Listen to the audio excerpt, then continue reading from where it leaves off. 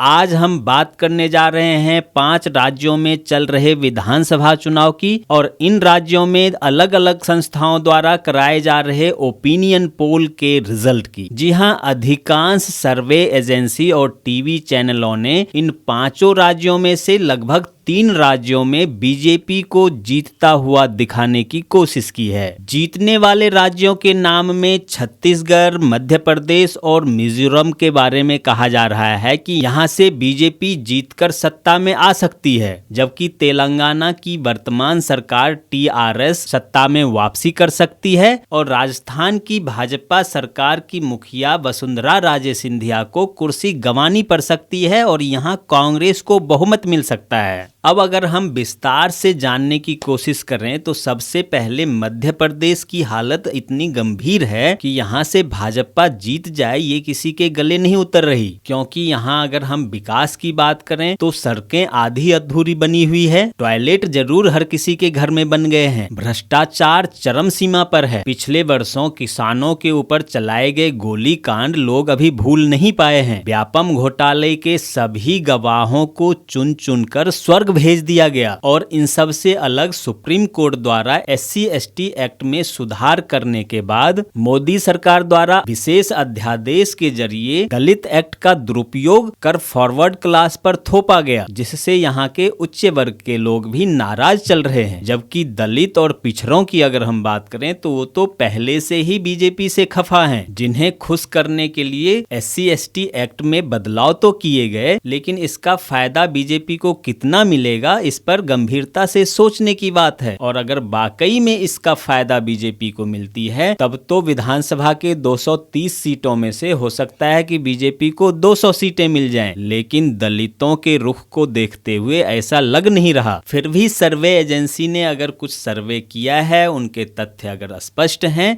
तो हो सकता है कि फॉरवर्ड क्लास के लोग जैसे कि राजपूत, ब्राह्मण, कायस्थ, वैश्य आदि दलित एक्ट के उत्पीड़न को भूलकर मोदी सरकार के द्वारा किए जा रहे विशेष अभियान के तहत जो वैश्विक व्यवस्था को परिवर्तित किया जा रहा है उसको शायद समझ के वोट करने की सोच रखा हो और शिवराज सिंह के निकम्मेपन को भूल गई हो तो सकता है कि बीजेपी यहां 230 में से 120-22 सीटें जीत जाए, परंतु ऐसा लग नहीं रहा कि बीजेपी को इतनी सारी सीटें मिलेगी। बहरहाल जो भी हो, दिसंबर के दूसरे हफ्ते में सब दूध का दूध और पानी का पानी हो जाएगा। इसी तरह अगर हम बात करें छत्तीसगढ़ की तो यहां से 90 में से बीजेपी को 56 सीटें मिलने की बात कही जा रही है, जबकि इन सर्वे एजेंसियों द्वारा कांग्रेस को महज 25 सीटें दी जा रही है। वैसे छत्तीसगढ़ की अगर वास्तविक व्यवस्था को देखें तो यहाँ भाजपा जरूर मजबूत स्थिति में है, क्योंकि यहाँ की रमन सरकार ने बहुत अच्छे काम किए हैं जो दिखता है। खासकर आदिवासियों में भी रमन सरकार का मजबूत पैठ बना हुआ है। यहाँ के डेवलपमेंट में कई अनूठे कार्य भी किए गए हैं। इस हिसाब से ये सर्वे अगर छत्तीसगढ़ पे लागू होता है तो किसी को आश्चर्य नहीं होगा, क्योंकि रमन सरकार के अतिरिक्त जो केंद्र सरकार की योजनाएं हैं वो भी छत्तीसगढ़ में बहुत ही तेजी से लागू हो रही है और बार बार पीएम मोदी छत्तीसगढ़ के यात्रा पर जाकर आदिवासियों के दिल को जीतने में कामयाबी हासिल की है। परंतु अगर हम मिजोरम की बात करें तो वहां किस हिसाब से सर्वे की गई है इसके बारे में मैं पूरा नहीं बता पाऊंगा, क्योंकि हमारा न्यूज चैनल मिजोरम तक अभी नहीं पहुंच पाया है, इसलिए मिजोरम को अभी हम छोड़ देते हैं। और आइए हम बात करते हैं राजस्थान की। राजस्थान में जब हमने जाकर गांव और शहरों और कस्बों में देखा तो लोगों में कहीं भी कोई नाराजगी अगर दिखती है तो वसुंधरा राजे सरकार के कार्य प्रणाली को लेकर दिखती है। वहां केंद्र सरकार के प्रति कोई नाराजगी नहीं दिख रही है। इतना ही नहीं, कई गांवों में तो यहाँ तक लिखा हुआ है कि वसुंधरा तेरी खैर नहीं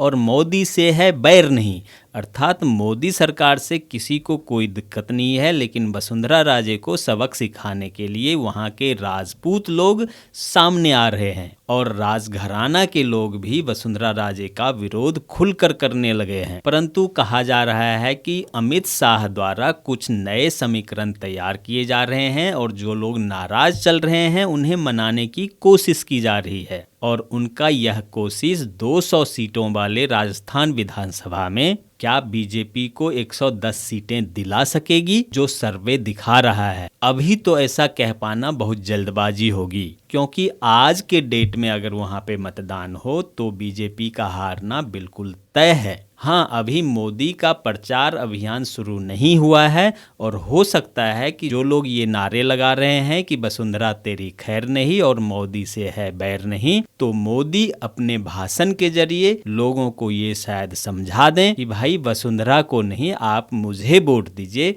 और हो सकता है वो लोग मोदी को देखकर वोट अगर दे दें तो शायद वसुंधरा राजे की सत्ता बच जाए, जो कि नामुमकिन दिख रही है। कांग्रेस के लिए यहाँ माइनस फैक्टर ये है कि अशोक गहलोत और सचिन पायलट दोनों ही दो ध्रुव में चल रहे हैं।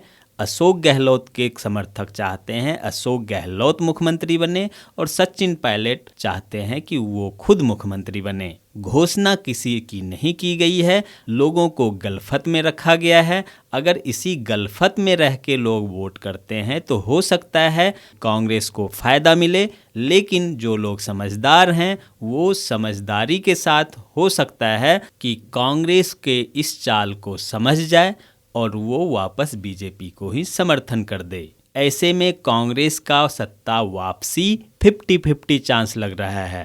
परंतु अगर पीछे हुए लोकसभा के उपचुनाव के रिजल्ट को अगर देखें और उसके आकलन के अनुसार अगर रिजल्ट निकालें तो बीजेपी का यहाँ से जीत पाना बिल्कुल ही नामुमकिन लगता है। अब हम बात करते हैं तेलंगाना की।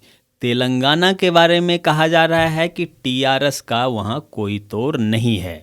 इसके बावजूद कि अगर वहाँ टीडीपी और कांग्रेस चुनाव मिलकर भी लड़े तब भी टीआरएस का ही वहाँ दोबारा सरकार बनने जा रही है, इसमें कोई शक शुबा नहीं दिख रहा है। तो कुल मिलाकर इन 5 राज्यों के रिजल्ट की अगर हम बात करें तो 5 में से 3 बीजेपी को मिल सकता है, जबकि 1 कांग्रेस और 1 टीआरएस के पास जाने की उम्मीद जताई जा रही है।